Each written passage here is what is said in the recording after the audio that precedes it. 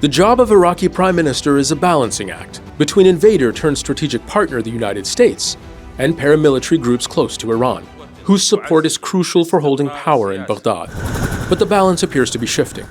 After a U.S. drone strike on Thursday killed a senior leader from one of the dozens of armed groups that make up Iraq's Popular Mobilization Forces, the second such attack in recent months on the Iraqi paramilitary.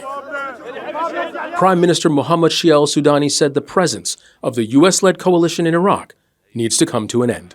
The Popular Mobilization Forces represent an integral part of our armed forces. We have repeatedly emphasized that in the event of a violation or transgression by any Iraqi party, or if Iraqi law is violated, the Iraqi government is the only party that has the right to follow up on the merits of these violations. Mushtaq Jawad Kazem al-Jawadi and 3 other members of the group Harkat al-Nujaba were killed on Thursday by U.S. missiles. What the Iraqi government says is another violation of sovereignty, the Pentagon says was self-defense. This was a necessary and proportionate action against this particular individual who was personally involved in the planning and execution of attacks against American personnel. 2,500 U.S. troops in Iraq, another 900 in Syria, lead a so-called international coalition to stop ISIL from coming back. But Iraqis will tell you U.S. forces do whatever they want, whenever they want, often violating standing agreements. We cannot expect that the American troops will continue to stay in Iraq forever.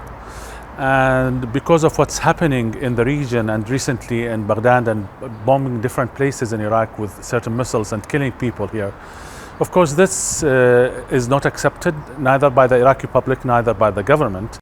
The Iraqi government still relies on the U.S.-led coalition for security. They are unlikely to be asked to leave anytime soon. But in the face of escalating violence, saying it out loud was the least the Iraqi government could do. There have been more than 100 attacks on U.S. bases in Iraq and Syria since the war on Gaza began, by groups sympathetic to the plight of the Palestinian people.